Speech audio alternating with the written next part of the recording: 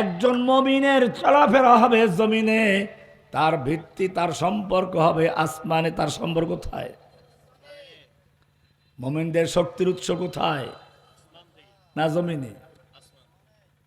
যদি এটাই বিশ্বাস করি তাহলে আমাদের মোদিকে ভয় করার কি প্রয়োজন? মন্দিরে গিয়ে পাহারাদারি করার কি প্রয়োজন?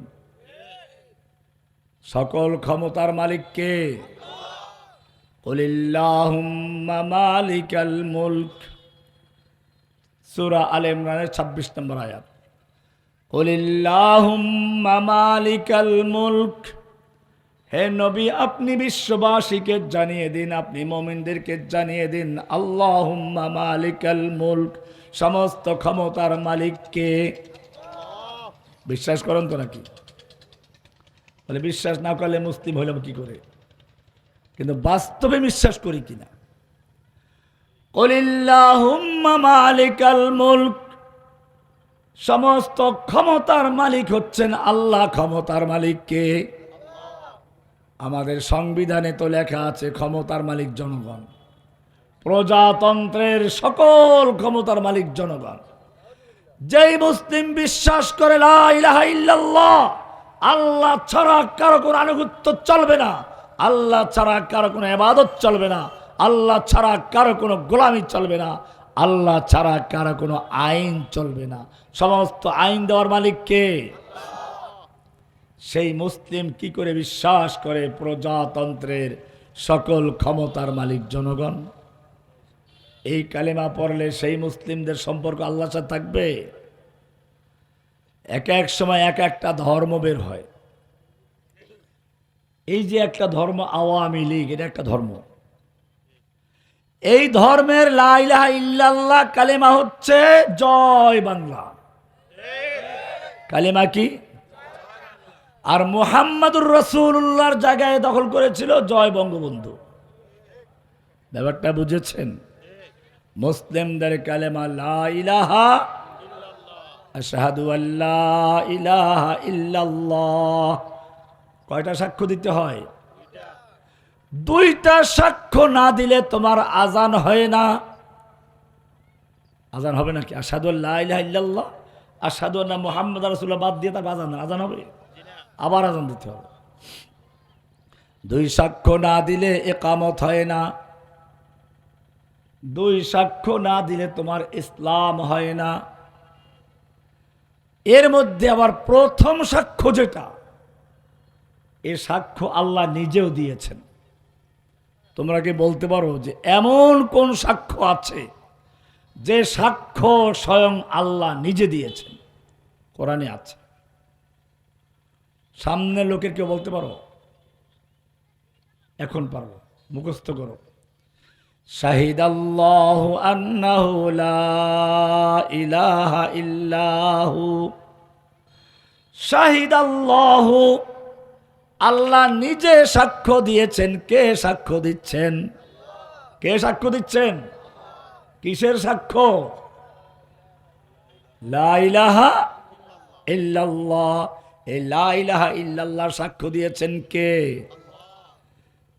শাহিদাল্লাহু আন্নাহু লা ইলাহা ইল্লা হুয়া ওয়াল মালাইকাতু ওয়া উলুল ইলমি কায়িমান বিল কিসত।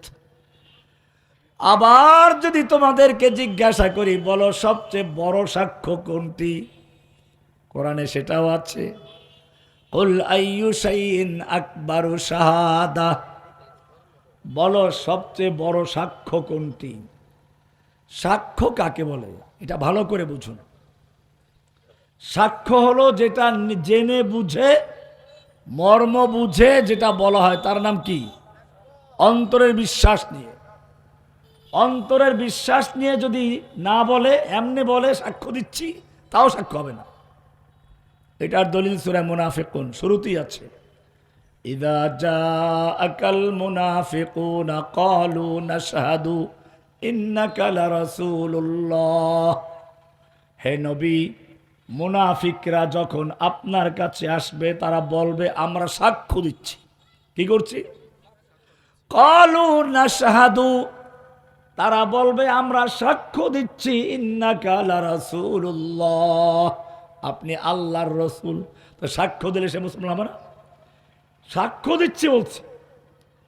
আল্লাহ কি বলছেন? আল্লাহু ইয়ালামু ইন্নাকা লারাসূলুহু আল্লাহু ইয়াশহাদু ইন্নাল মুনাফিকিনা লাকাযিবুন।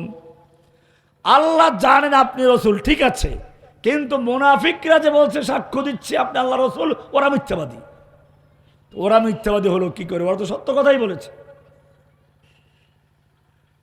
কথাটা মিথ্যা বলে নাই, কিন্তু ওই কথাটা যেহেতু তারা অন্তর থেকে বিশ্বাস নিয়ে বলে নাই, ওই কথাকে শাহাদা বলা যাবে না।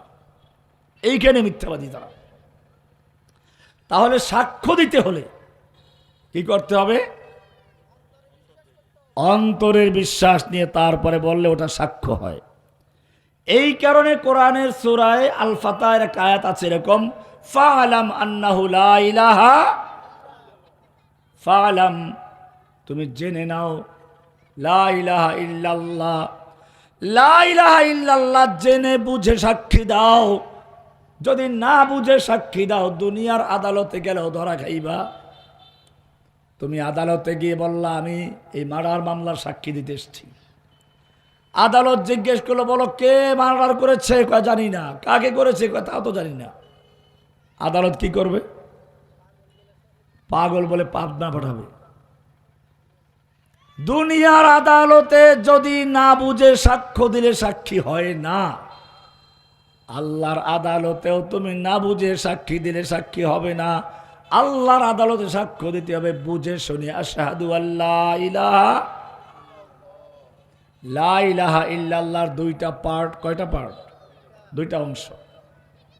লা মানে নেই, ইলাহা মানে কোনো মাবুদ। লা ইলাহা নেই কোনো মাবুদ, আগে খালি করো।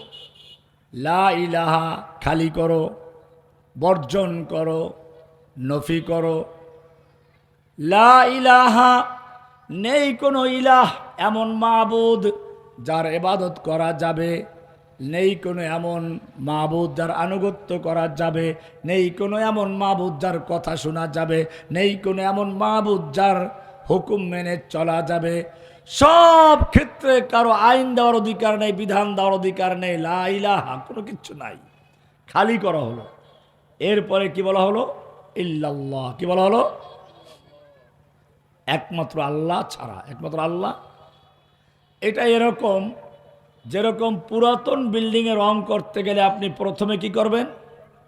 পুরাতন রংটা ঘষে মেজে ধুয়ে মুছে পরিষ্কার করবেন, তারপরে নতুন রং করবেন, ঠিক কিনা?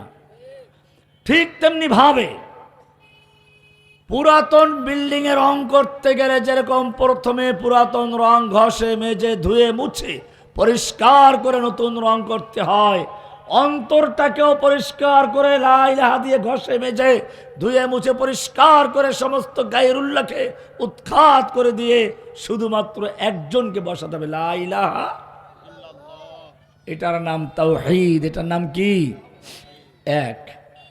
এইটা যদি থাকে তোমার সব কাজ, ভালো কাজগুলো ইবাদত হবে। এইটা যদি না থাকে তোমার কোনো কাজ হবে না। আপনি জিরো লিখলেন, জিরো, শূন্য, শূন্য, শূন্য, একেবারে এই এখান থেকে শুরু করে আপনার ঢাকা পর্যন্ত শূন্য লিখলেন, কোনো মূল্য আছে? কোনো মূল্য নাই। একটা এক লিখলেন সুন্দর করে, এক। এরপরে ডান পাশে এক শূন্য, কত হলো?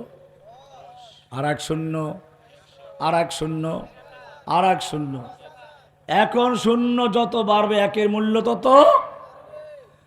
ঠিক তেমনি ভাবে তোমার লা ইলাহা ইল্লাল্লাহ যদি ক্লিয়ার থাকে, তাওহীদ ক্লিয়ার থাকে, ঈমানের ভিত্তি ক্লিয়ার থাকে, তোমার অন্তরের মধ্যে কোনো খাজা বাবা, গাজা বাবা, ল্যাংটা বাবা, নেতা নেত্রী কি দেখেন না কালেমা বলতো জয় কি জানি, বলতেও তো সমস্যা।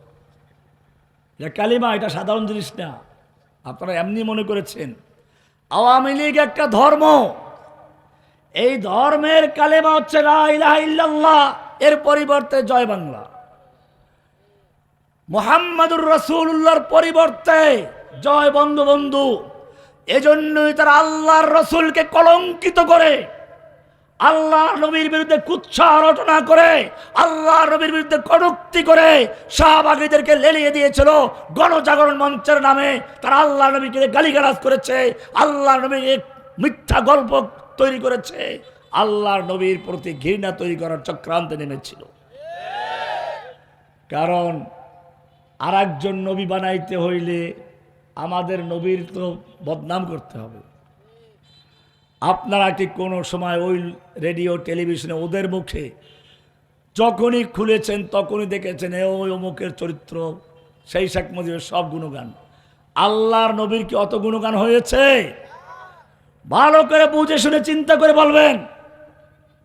এইটার যুগ পর্যন্ত এদেশের মানুষের অন্তরের ভিতরে একটা মূর্তি বসাবার জন্য যে চক্রান্ত করা হয়েছিল, এটা শুধু চক্রান্তই নয়, তারা ইসলামের নবী মুহাম্মদুর রাসূলুল্লাহ সাল্লাল্লাহু আলাইহি ওয়াসাল্লামের ভালোবাসাকে অন্তর থেকে মুছে ফেলে তার জায়গায় একটা পচা নাস্তিক মুরতাদকে বসাবার চক্রান্ত করা হয়েছিল।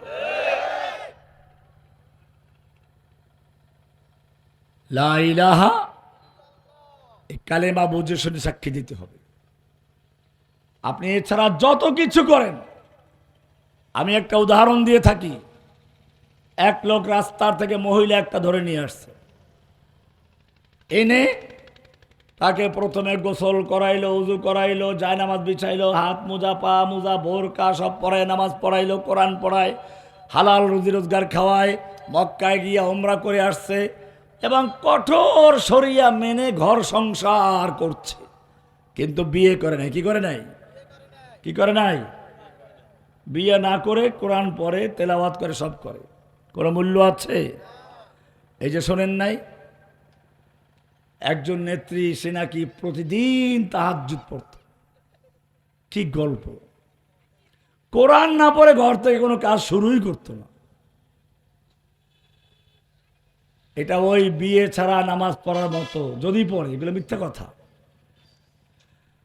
এদেশের আলেম ওলামাদেরকে কারাগারে বন্দী করে মসজিদের মেম্বারে দাঁড়িয়ে ইমাম সাহেব খুতবা দিচ্ছে, তার সামনের থেকে মাইক কেড়ে নিয়ে বেয়াদবি করে, ওলামায়ে কেরামদের মাহফিলের মঞ্চে বেয়াদবি করে, অপমান করে। এরপরে তুমি তাহাজ্জুদের গল্প শোনাও, তুমি কোরআন পড়ার গল্প শোনাও। জেনে রাখবে, তুমি নাস্তিক হতে পারো, মোরতাদ হতে পারো, তুমি হিন্দু কারো বউ হতে পারো, তুমি মুসলিম হতে পারো না। কোন মুসলিমের বন্ধু হিন্দু হতে পারে না। কোরআন পরিষ্কার বলে দিয়েছে, ইয়া আইয়ুহাল্লাযীনা আমানু লা তাত্তাখিযুল ইয়াহুদা ওয়ান নাসারা আউলিয়া। হে ঈমানদারগণ, তোমরা ইহুদি খ্রিস্টানদেরকে বন্ধু বানাইও না। কি বানাইও না? বন্ধু বানাইও না, অভিভাবক বানাইও না, ওদেরকে তোমাদের মনিব বানাইও না। ইয়া আইয়ুহাল্লাযীনা আমানু লা তাত্তাখিযুল ইয়াহুদা ওয়ান নাসারা আউলিয়া বা'দুহুম আউলিয়াউ বা'দ। ওই হিন্দু, মুশরিক, খ্রিস্টান, ইহুদিরা কিন্তু পরস্পরে একে অপরের বন্ধু। তোমাদের ফিলিস্তিনি মুসলিমদেরকে হত্যা করছে ইহুদি, বন্ধু হচ্ছে মোদি। লাতাজিদান্না আশাদ্দান নাসি আদাওয়াতাল লিল্লাযীনা আমানুল ইয়াহুদা ওয়াল্লাযীনা আশরাকু।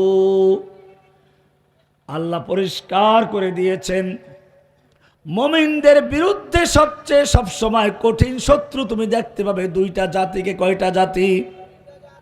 লাতাজিদান্না, অবশ্যই পাবে, আদাওয়াতান, শত্রুতার দিক থেকে, আসাধ্য, কঠিন, প্রচণ্ড, সবচেয়ে কঠিন শত্রুতায় তুমি পাবে দুইটা জাতিকে। আল ইয়াহুদ, একটা কারা? ওয়াল্লাযীনা আশরাকু, আর একটা হচ্ছে ওই মূর্তি পূজকরা, দেবদেবী পূজকরা। কথা মিলে গেছে কিনা? এরপর আল্লাহ বলছেন, বা'দুহুম আউলিয়াউ বা'দ ওয়া মান ইয়াতাওয়াল্লাহুম মিনকুম ওয়া মান ইয়াতাওয়াল্লাহুম মিনকুম ফাইন্নাহু মিনহুম। তোমাদের থেকে যে কেহ ওদেরকে বন্ধু বানাবে, সে ওদেরই একজন, সে ওদেরই। কে বলেছেন? না আমি বলেছি। তাহলে যেই লোক বাংলাদেশ থেকে পালিয়ে কোন হিন্দুর আশ্রয়ে চলে গেছে, সে মুসলমান না হিন্দু? আগের থেকে হিন্দু ছিল, ওয়াকান আমিনাল কাফিরিন, নতুন করে হিন্দু হয় নাই। ওই যে মাঝে মধ্যে দেখেন না, আগে গিয়ে সিঁদুর লাগাইতো, পৈতা পড়তো, আপনাকে মাঝে মধ্যে মক্কা তো যাইতো, ওটা তো ওদের চরিত্র। হজ্জে কাবা ভিকেয়া গঙ্গা কা স্নান भी लिया खुश रहे अल्लाह भी शैतान भी नाराज न हो, खुश रहे अल्लाह भी, আল্লাহ যেন খুশি থাকে, শয়তান ভি নারাজ না হো, শয়তান যেন। একজন মুসলিমের চরিত্র এটা হতে পারে না। মুসলিমের চরিত্র লা ইলাহা, সব ক্ষমতার মালিক কে? কুলিল্লাহুম্মা মালিকাল মুলক, আল্লাহ তুমি সমস্ত ক্ষমতার মালিক। তুতিল মুলকা মান তাশাউ, তুমি যাকে ইচ্ছা তাকে ক্ষমতা দান করো, ক্ষমতা দেওয়ার মালিক কে? ওয়া তানজিউল মুলকা মিম্মান তাশাউ, আর তুমি যার থেকে ইচ্ছা ক্ষমতা ছিনিয়ে নাও, এমন ভাবে ছিনিয়ে নাও। কি সুন্দর দামি দামি কত 100 পদের তরকারি রান্না করে, মাছ মাংস পোলাও মুরগি কি না ছিল, এত মূল্যবান খাবার তৈরি করে রাখলো, কিন্তু তুমি তাকে একটু খাবারের সুযোগটাও দিলা না। ওয়া তানজিউল মুলকা মিম্মান তাশাউ, একটু বক্তব্য রেকর্ড করার ইচ্ছা জাগলো, জাতিকে বক্তব্য শুনাইবে, বহুত শুনাইছে। আল্লাহ রাব্বুল আলামিন বললেন, তুই অনেক বক্তব্য শুনিয়েছিস, তোর বক্তব্য কেউ শুনতে চায় না, বাধ্য হয়ে শুনেছিস। এইবারে দেখ, ওয়া তানজিউল মুলকা মিম্মান তাশাউ, তোর বক্তব্য দেওয়ার কোনো সুযোগ দেওয়া হবে না, তোর রান্না করা দামি দামি খাবার দেওয়ার সুযোগ হবে না। তুই কোথায় পালাবি? তাড়াতাড়ি পালা, নইলে কিন্তু আজরাইল আবাবিল হয়ে আসতেছে, তোরে কিন্তু ছিঁড়ে ছিঁড়ে খেয়ে শেষ করে দিবে। ওয়াতানজিউল মুলকা মিম্মান তাশাউ ওয়া তুইজ্জু মান তাশাউ, ইজ্জত দেওয়ার মালিক কে? আমাদেরকে ওরা কারাগারে দেখেন না কেমনে উঠাতো, ছবি টবি দেখেন না, দু একটা, মাথায় হেলমেট, হাতে হ্যান্ডকাপ, শরীরে বুলেট প্রুফ পচা জ্যাকেট, ময়লাযুক্ত জ্যাকেট, পায়ে বেরি লাগানো, আর বাকি থাকবে আর কিছু আছে? এইরকম ভাবে আমাদেরকে দীর্ঘদিন জেলখানায় আটকে রেখেছে বেরি পড়াইয়া। আমাকে বরগুনা কারাগারে 7 মাস পর্যন্ত পায়ে বেরি লাগিয়ে রেখেছে জেলখানার ভিতরে, পা অচল হয়ে গেছে। কোর্টে তো আপনারা দেখেছেন, ওরা আমাদেরকে অপমান করতে চেয়েছিল, কিন্তু ওই অবস্থায়ও আমাদের অবস্থা এমন ছিল, যদি কোনো মানুষ সুযোগ পেত একটু হাত মেলাতো, সুযোগ পেলে পকেটে 500 টাকা ঢুকিয়ে দিত, হুজুর একটু জেলখানা বসে কিছু খেয়ে নিন। আমাদেরকে ইজ্জত দিয়েছিলেন কে? আর সেই একই লোকেরা যখন জেলে গেল, তখন তাদের হাতে হ্যান্ডকাপ লেগেছে, এখন মাথায় হেলমেট লেগেছে, শরীরে বুলেট প্রুফ জ্যাকেট, তবে অন্য কারণে। কারণ জনগণ যদি হাতের নাগালে পায়, সম্মান করে টাকা আর তাকে মুসাফা করতে যাবে না, পায়ের জুতা খুলে আচ্ছি তারা তাদেরকে ধোলাই করার জন্য প্রস্তুত হবে, পচা ডিম দিয়ে স্বাগত জানাবে। এই কারণে ওইভাবে তাদেরকে পাহারাদারি করা। অত ইজ্জু মান তাশাউ, ইজ্জত দেওয়ার মালিক কে? অত জিল্লু মান তাশাউ, অপমান করার মালিক কে? সব ক্ষমতার মালিক কে? ক্ষমতার মালিক কে? আল্লাহ যদি সব ক্ষমতার মালিক হয়, তাহলে হুকুম চলবে কার? হুকুম কি আল্লাহটা চলে দেশে? আদালত কি আল্লাহর আইন দিয়ে চলে? কোরআন পরিষ্কার জানাচ্ছে, আমাল্লাম ইয়াহকুম বিমা আনজালাল্লাহু ফাউলাইকা হুমুল কাফিরুন, যারা আল্লাহর দেওয়া আল্লাহর নাজিলকৃত বিধান দিয়ে, আল্লাহর নাজিলকৃত আইন দিয়ে যারা বিচার ফয়সালা করে না, তারা কাফের, তারা জালিম, তারা ফাসিক। সূরা মায়দার 54, 44, 45, 47 নম্বর আয়াত। শুধু এ পর্যন্তই না, আল্লাহ আমাদেরকে ধিক্কার দিয়ে বলছেন, আলাম তারা ইলাল্লাযীনা ইয়াজউমুনা আন্নাহুম আমানু বিমা উনজিলা ইলাইকা ওয়া মা উনজিলা মিন ক্বাবলিক। হে নবী, আপনি কি ওই সমস্ত লোকদেরকে দেখেন নাই? আপনি কি ওই সমস্ত লোকদের দেখেন না যারা দাবি করে আমরা ঈমান এনেছি আপনার প্রতি নাজিলকৃত কিতাবের উপরে, কোরআনের উপরে ঈমান এনেছি। ওয়া মা উনজিলা মিন ক্বাবলিক, আপনার পূর্বে যত কিতাব নাজিল হয়েছে সবগুলোর উপরে ঈমান আনিছি। কিন্তু ঈমান আনছি দাবি করলো তারা আল্লাহর আইন মানে না। কি মানে না? যখন তাদেরকে বলা হয় যদি কোরআনের প্রতি ঈমান এনে থাকো, কোরআন দিয়ে সংসদ চালাও, রাষ্ট্র চালাও, আদালত চালাও, ব্যাংক চালাও, ওরা বলে না না এটা আমরা পারবো না, ঈমান এনেছি কিন্তু আল্লাহর বিধান মানতে রাজি না। ওয়ায়ুরিদুনা আইয়াতাহাকামু ইলাত তাগুত, তারা বিচার ফয়সালার জন্য ব্রিটিশের আইন মানতে চায়, তাগুতের আইন মানতে চায়, মানব রচিত আইনের কাছে বিচার ফয়সালা নিয়ে যায়। ওয়াকাদ উমিরু আন ইয়াকফুরু বিহি, অথচ তাদেরকে বলা হয়েছিল সব মানব রচিত আইন বাতিল করে দিয়ে, ব্রিটিশ আইন বাতিল করে দিয়ে, মানুষের তৈরি করা আইন বাতিল করে দিয়ে একমাত্র আইন আল্লাহর আইন মানতে হবে। ওয়াকাদ উমিরু আন ইয়াকফুরু বিহি ওয়া ইউরিদুশ শাইতানু আন ইউদিল্লাহুম দালালাম বাঈদা। কি সুন্দর করে আল্লাহ বলছেন না যে আপনি কি ওই লোকগুলো দেখেন না যারা দাবি করে আমার কোরআন মানি, আসমানি কিতাব সব মানি, আইন একটাও মানি না। আইন কি? এই যে আল্লাহ বলেন ওই মুসলিমদেরকে দেখেন না, এই মুসলিম কারা? এই মুসলিম আমরা নিজেরাই। আমরা দাবি করি কোরআন মানি, আল্লাহর আসমানি কিতাব সবের উপর ঈমান এনেছি, আল্লাহর কিতাব দিকে আদালত চলে। আরেকটু সামনে যান, আল্লাহ কি বলছেন?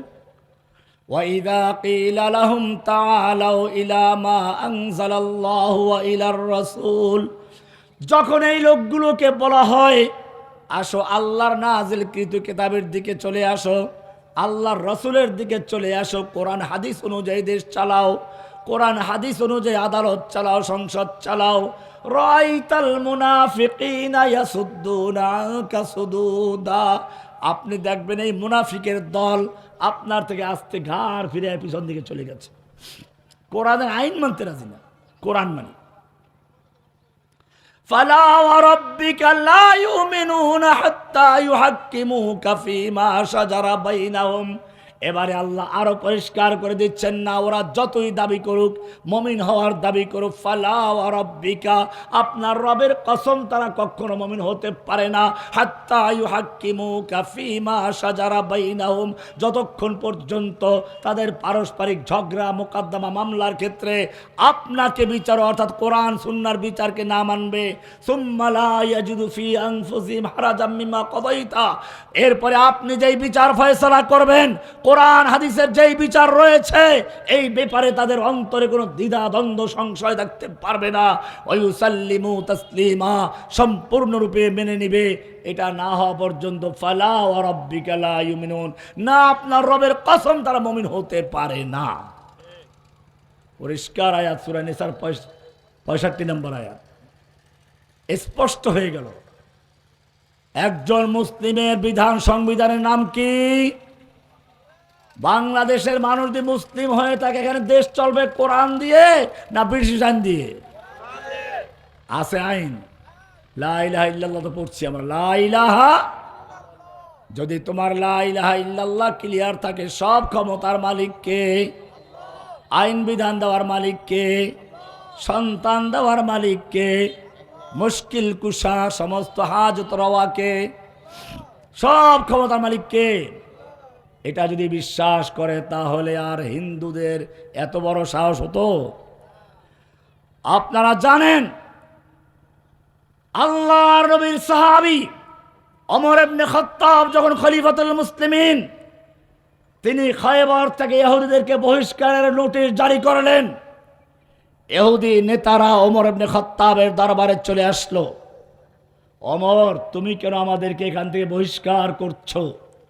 অথচ তোমাদের নবী আমাদেরকে এখানে থাকার অনুমতি দিয়েছিলেন, আমরা তোমাদের কৃষি কাজ করব, মজদুরি করব, শ্রমিকগিরি করব, তোমাদের গোলামি করব, ফসল যা হবে তার অর্ধেক আমরা নিব, অর্ধেক তোমাদের দিব, এই বিনিময়ে আমাদেরকে এখানে থাকার সুযোগ দেওয়া হয়েছিল। তোমার নবী থাকতে দিয়েছিলেন, তুমি কেন আমাদের বহিষ্কার করছো, উৎখাত করছো?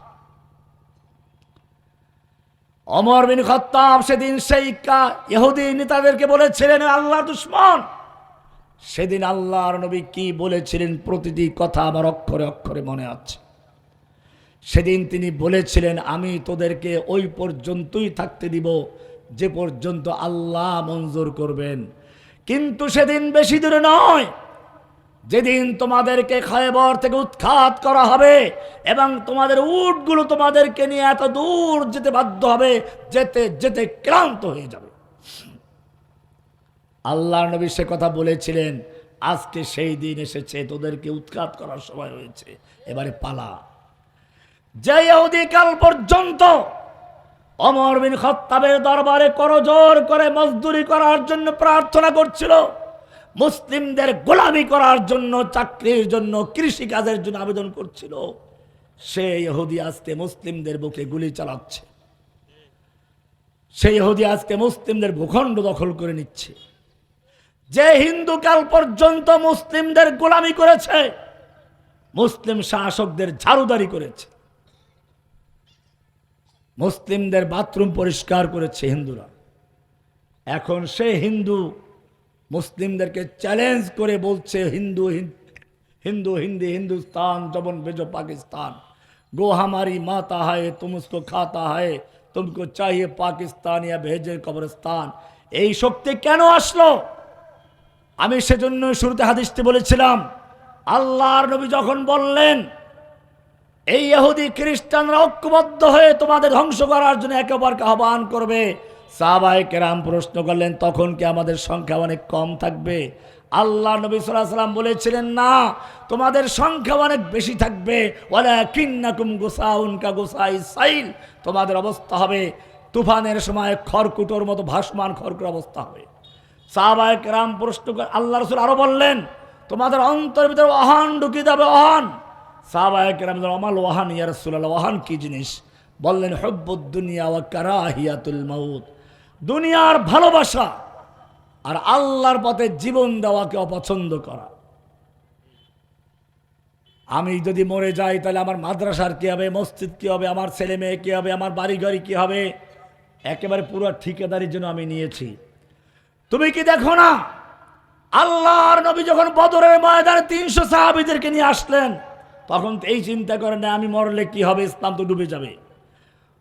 হুদায়বিয়ায় আল্লাহ রসুলকে বাধা দেওয়া হলো, উমরা করতে দেওয়া হবে না। আল্লাহ নবী ওসমানকে পাঠাইলেন, যাও মক্কায় গিয়ে বলো আমরা উমরা করতে এসেছি, যুদ্ধ করতে আসি নাই, আমরা ইহরামের কাপড় পরা অবস্থায় আছি। কাফেররা চিন্তা করলে এই তো সুযোগ, মুহাম্মদ সাল্লাল্লাহু আলাইহি সাল্লাম তার ক্রিম সাহাবীগুলো নিয়ে এখানে এসেছে আমাদের বাড়ির কাছে, এইগুলো মেরে ফেলতে পারলে তার কোনো ঝামেলা থাকে না, কিন্তু একটু ভয়ও তো আছে। সেজন্য তারা পরীক্ষা করার জন্য খবর ছড়িয়ে দিল ওসমানকে হত্যা করা হয়েছে, দেখি কি প্রতিক্রিয়া হয়। ভালো করে শুনে রাখো প্রতিক্রিয়া কি হয়েছিল। আল্লাহর নবীর তাবুতে যখন খবর ছড়িয়ে পড়ল, তাবুর থেকে বের হয়ে গেলেন, জোরে ডাক দিলেন, ইয়া সাহাবা সাজারা, ওহে গাছের নিচে অবস্থানকারী সাহাবীরা বেরিয়ে আসো, আমার কাছে খবর এসেছে আমার ওসমানকে হত্যা করা হয়েছে। আমি হাত রেখে দিচ্ছি, আমার হাতে হাত রেখে বায়াত করো, অঙ্গীকার করো, ওসমান হত্যার বদলা নিতে গিয়ে হয়তো আমরা মক্কা বিজয় করে ছাড়বো, নতুবা সকলে শহীদ হয়ে যাবো, কেউ মক্কায় ফিরে যাব না। 1400 সাহাবায়ে কেরাম পর্যায়ক্রমে আল্লাহ নবীর হাতে হাত রেখে বায়াত করলো। এমনকি এক পর্যায়ে আল্লাহ নবী নিজের বাম হাতটাকে ডান হাতের উপর রেখে বললেন, এটা ওসমানের হাত, যাতে এই বায়াত থেকে ওসমানও বঞ্চিত না হয়। 1400 সাহাবায়ে কেরাম বায়াত করলেন। এই বায়াতের খবর মক্কায় পৌঁছে গেল। মক্কার লোকেরা বুঝতে পারলো এই লোকগুলো মক্কায় ঢুকে তাহলে একটাকেও জীবিত রাখবে না, পুরা মক্কা তছনছ করে মক্কার মূর্তি ভেঙ্গে চুরমার করে বিজয় করে ছাড়বে। এবারে তারা সুর নরম করে বলল, না না, আমরা তো ওসমানকে মেহমানদারি করেছি, তাকে তো হত্যা করি নাই, আমরা চুক্তি করতে প্রস্তুত আছি। এক হুঙ্কারে ওদের কলিজায় ভয় ঢুকে গেল। এই বায়াতের খবর শুধু ওদের কলিজায় ভয় ঢুকায় নাই, এই বায়াতের খবর সাত আসমান ভেদ করে, লৌহ করম ছেদ করে আল্লাহর আরশ পর্যন্ত পৌঁছে গেছে। আরশ থেকে আল্লাহ তাআলা বাণী পাঠিয়ে দিলেন, লাকাদ রাদিয়াল্লাহু আনিল মুমিনিন। সূরা আল ফাতহ খুলে দেখো, লাকাদ রাদিয়াল্লাহু আনিল মুমিনিনা ইয ইউবাইউনাকা তাহতাশ শাজারা। আল্লাহ তাআলা মুমিনদের প্রতি সন্তুষ্ট হয়ে গেছেন যখন তারা তোমার হাতে হাত রেখে বায়াত করছিল গাছের নিচে বসে। গাছের নিচে বসে, গাছটার নাম পর্যন্ত কোরআনে এসে গেছে।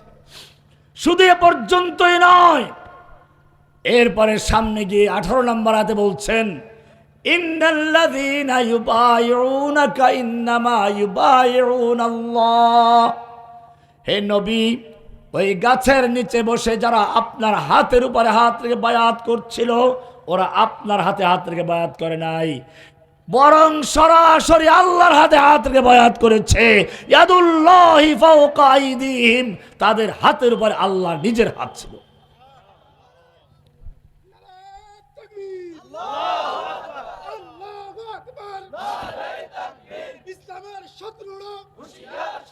বোঝা গেল এখনো বায়াত হতে হবে।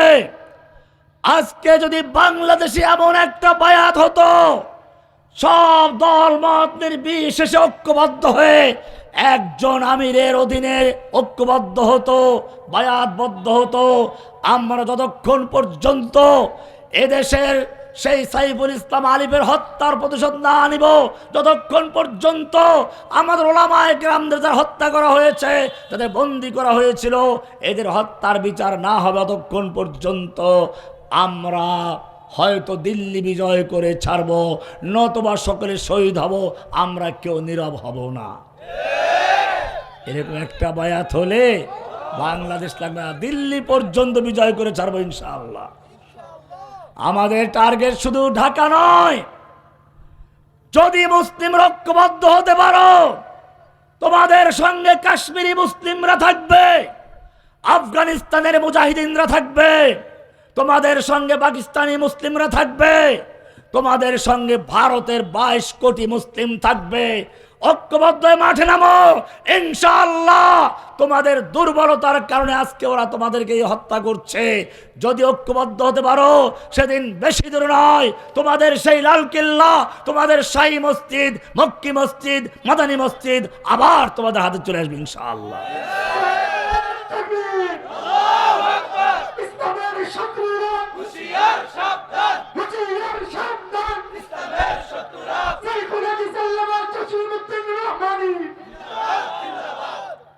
মনে রাখবে, তোমাকে ধোঁকা দিচ্ছে, আমাদের জিহাদ করা দরকার নেই, আমরা ফু দিয়ে উড়িয়ে দেব। তোমার নবী তোমার চেয়ে অনেক বড় বুজুর্গ ছিলেন, তোমার নবীর চেহারা তোমার চেয়ে সুন্দর ছিল, তোমার নবীর তাকওয়া আল্লাহর কাছে তোমার চেয়ে বেশি প্রিয় ছিল। সেই নবীর ভালোবাসা কত দেখো। সেই নবী যখন রাস্তায় চলছে, মেঘ দিয়ে ছায়া দিচ্ছে, সেই নবী পেশাব করতে গেছেন, আড়াল করার ব্যবস্থা নেই, খেজুর গাছ এসে আড়াল করে দিচ্ছে। সেই নবী যখন কোরআন মুখস্থ করার জন্য ঠোঁট নাড়াচাড়া করছেন, আল্লাহ বলছেন, লা তুহাররিক বিহি লিসানাকা লিতাজালা বিহি ইন্না আলাইনা জামাহু ওয়া কুরআনা। হে নবী, কোরআনকে দ্রুত মুখস্থ করার জন্য ঠোঁট নাড়াচাড়া করবেন না। ইন্না আলাইনা জামাহু ওয়া কুরআনা, গোটা কোরআনকে নূর বানিয়ে আপনার সিনায় জমা করে দেওয়ার দায়িত্ব আমি আল্লাহ নিজে গ্রহণ করেছি। জোরে বলুন সুবহানাল্লাহ। এ নবীর সামনে বসে কেউ জোরে কথা বলছে, আল্লাহ তাআলা বরদাস্ত করলেন না, ওহী নাযিল হয়ে গেল, ইয়া আইয়ুহাল্লাযীনা আমানু লা তারফাউ আসওয়াতাকুম ফাওকা সাওতিন নাবিয়্যি ওয়া লা তাজহারু লাহু বিল কওল কাজহারি বাযিকুম লিবায್। হে ঈমানদারগণ, খবরদার খবরদার, নবীর আওয়াজের চেয়ে জোরে আওয়াজ করে কথা বলবি না। তোরা নিজেরা যেমন একে অপরের সঙ্গে জোরে জোরে চিল্লাও, এরকম চিল্লাবি না। খবরদার, এমনটা যদি করিস, আন তাহবাতা আমালুকুম, তোদের জীবনের যত নেক আমল আছে সব নেক আমলগুলো বরবাদ হয়ে যাবে। ও আনতুম লা তাশউরুন, টেরও পাবি না। কি মায়া নবীর জন্য! নবীর আওয়াজের চেয়ে জোরে আওয়াজ করলে ওহী নাযিল হয়ে যায়। নবী কষ্ট করে কোরআন মুখস্থ করলে এত কষ্ট লাগবে না। নবী তাহাজ্জুদ পড়তে দাঁড়িয়ে গেলে বলে, খবরদার দাঁড়িয়ে বেশি পাও ভুলাইও না। ইয়া আইয়ুহাল মুযাম্মিল কুমিল লাইলা ইল্লা কালিলা, তুমি রাত জেগে ইবাদত করো, কিছুক্ষণ ঘুমিয়েও থাকো। নিসফাহু আও ইনকুস মিনহু কালিলা, অর্ধেক রাত্রি বা তার চেয়ে একটু বেশি কম। তুমি সারা রাত্র ইবাদত করলে খুশি হতে পারো, আমি আল্লাহ তোমাকে ঘুমন্ত দেখলেও খুশি হয়ে যাই। কি মায়া নবীর জন্য! এবারে আমি জিজ্ঞেস করতে চাই, এই নবীকে যখন তায়েফে পাথর মারা হচ্ছিল, আল্লাহ দেখতে পাচ্ছিলেন কিনা? উহুদের ময়দানে নবীর লোহার টুপির উপর আঘাত করা হলো, লোহার টুপি ভেঙ্গে গালে ঢুকে দাঁত পড়ে গেছে, লোহা ঢুকে রয়েছে। কত কষ্ট নবী করলেন। আমি জিজ্ঞেস করতে চাই, যে আল্লাহ এত মায়া করলেন, সে আল্লাহ এইখানে কেন সাহায্য করলেন না? যখন নবীকে তায়েফের ছেলেরা পাথর মারছিল, আল্লাহ দেখতে পাচ্ছিলেন কিনা? ফিরাবার ক্ষমতা ছিল কিনা? ফিরাইছিলেন? ফিরান নাই। উহুদের ময়দানে যেই কাফের আল্লাহ নবীর মাথায় আঘাত করেছিল, আল্লাহ দেখতে পাচ্ছিলেন কিনা? ফিরাবার ক্ষমতা ছিল কিনা? ফিরাইছিল কিনা? কেন ফিরাইল না? এত ভালোবাসা যেই নবীর সঙ্গে, এত মোহাব্বত যেই নবীর সঙ্গে, কোরআন মুখস্থ করলে ঠোঁট নাড়াচাড়া করা লাগবে না। নবীর আওয়াজের চেয়ে জোরে আওয়াজে কথা বললে খবরদার ওহী নাযিল হয়ে যায়।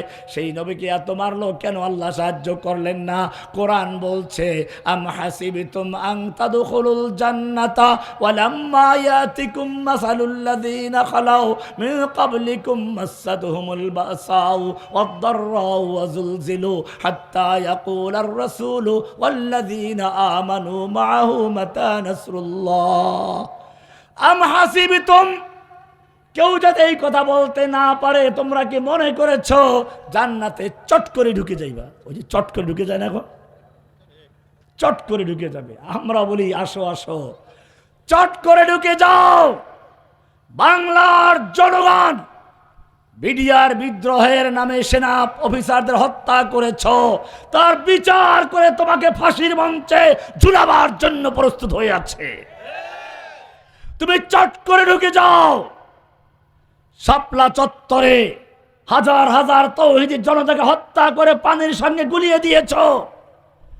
তুমি চট করে আসো, সেই শাপলা চত্বর হত্যার বিচারের মাধ্যমে তোমাকে ফাঁসির মঞ্চে ঝুলাবার জন্য বাংলার তৌহিদি জনতা, শাপলা চত্বরের শহীদরা তৈরি হয়ে আছে। তুমি চট করে ঢুকে পড়ো। তোমার অবৈধ স্বামীকে গুজরাটের কসাই, ইসলামের দুশ্মন নরেন্দ্র মোদীকে বাংলাদেশে এনে আনাবাদ করেছ। তার প্রতিবাদ করতে গিয়ে ব্রাহ্মণবাড়িয়াতে, হাটাজারিতে যাদেরকে শহীদ করেছ, তাদের রক্তগুলো অপেক্ষা করছে। তুমি চট করে কবে আসবে? তোমার বিচার করে তোমাকে ফাঁসির মঞ্চে ঝুলাবার জন্য প্রস্তুত আছে। সুতরাং মনে রাখতে হবে, ফু দিয়ে নয়, রক্ত দিয়ে মোকাবেলা করতে হবে। তোমার নবী রক্ত দিয়েছেন, সাহাবায়ে কেরাম রক্ত দিয়েছেন। এই রক্ত দেওয়া ভুলে গেছ। আল্লাহর নবী সেটাই বলেছেন, হুব্বুদ দুনিয়া ওয়া কারাহিয়াতুল মাউত। আবার যদি জীবন দিতে পারো আবু সাঈদের মতো, সেই জীবন দিতে পারো, তাহলে ইনশাআল্লাহ আবার যে আল্লাহ তাআলা এই বিজয় দিয়েছেন, সে আল্লাহ ইসলামের বিজয় দিতেও প্রস্তুত আছেন। ইন্নাল হামদালিল্লাহ والصلاة والسلام على رسول الله وبعد فقد قال الله تعالى في كلامه المجيد أعوذ بالله من الشيطان الرجيم بسم الله الرحمن الرحيم ولا تهنوا ولا تحزنوا وأنتم الأعلون إن كنتم مؤمنين صدق الله العظيم অদ্য 12 ডিসেম্বর 2024 নরসিংদী শিবপুর কানাহোটা মাদ্রাসাতুল ফালাহ এর উদ্যোগে আয়োজিত 12তম ইসলামী মহাসম্মেলনের সম্মানিত সভাপতি হাজারাতে ওলামায়ে কিরাম, আমার সামনে উপস্থিত সর্বস্তরের সাথী ভাইয়েরা, আমরা এই সমাবেশগুলো করছি এমন একটি মুহূর্তে যখন আমাদের মুসলিম উম্মাহকে পৃথিবীর মানচিত্র থেকে ধ্বংস করার জন্য সকল কাফের, ইহুদি, খ্রিস্টান, হিন্দু, বৌদ্ধ, মুশরিক ঐক্যবদ্ধভাবে মাঠে নেমেছে মুসলিম জাতিকে পৃথিবীর মানচিত্র থেকে বিদায় করার জন্য। যার কারণে আজ পৃথিবীর যেদিকে তাকায় সেদিকে একটি চিত্র, মুসলিমদের রক্তে পৃথিবীকে রক্তাক্ত করা হচ্ছে। মুসলিম জাতির প্রথম কিবলা বাইতুল মুকাদ্দাস ইহুদিদের দখলে। সেখানে প্রতিদিন মুসলিমদের বাড়িঘরগুলোকে নিচের থেকে বুলডোজার দিয়ে, ট্যাঙ্কের গোলা দিয়ে, উপর থেকে বিমান হামলা করে ধ্বংস করা হচ্ছে। কাশ্মীরি মুসলিমদেরকে সেই যুগ যুগ ধরে হত্যা করা হচ্ছে। উইগর মুসলিমদেরকে উন্মুক্ত কারাগারে বন্দী করে রাখা হয়েছে। আরাকানের মুসলিমদেরকে পাইকারি হত্যা করে বাংলাদেশে ঠেলে দেওয়া হয়েছে। আর বাংলাদেশের মুসলিমদেরকে দ্বিতীয় শ্রেণীর নাগরিক বানিয়ে হিন্দুদেরকে, নাস্তিক মোরতাদদেরকে প্রথম শ্রেণীর নাগরিক বানিয়ে এক জালিম শাহী দেশের বুকের উপরে চেপে বসেছিল। আজকে সেই জালিমের হাত থেকে বাংলাদেশ মুক্ত হয়েছে ঠিক, কিন্তু এখনো পর্যন্ত আমাদের অনেক ভাইয়েরা কারাগারে বন্দী রয়েছে। আমরা যতক্ষণ পর্যন্ত ওই কারাবন্দী ভাইদের মুক্ত করতে না পারব, যতক্ষণ পর্যন্ত বাংলাদেশের সংবিধানকে কোরআনের সংবিধানে রূপান্তরিত করতে না পারব, অতক্ষণ পর্যন্ত আমাদের বিজয় হতে পারে না। আজকে মুসলিম উম্মার এই পতনের কারণ কি? আল্লাহর রাসূল সাল্লাল্লাহু আলাইহি ওয়াসাল্লাম সাহাবায়ে কেরামদের একদিন বললেন, শোনো, অচিরেই এমন একটি সময় আসবে, ইউশিকু আন ইয়াতাদাআল উমাম, অচিরেই অমুসলিম শক্তিগুলো ঐক্যবদ্ধ হয়ে একে অপরকে আহ্বান করবে, আসো আমরা মুসলিমদেরকে ধ্বংস করি, মুসলিমদের হত্যা করি, মুসলিমদের বাড়িঘরগুলো গুড়িয়ে দেই।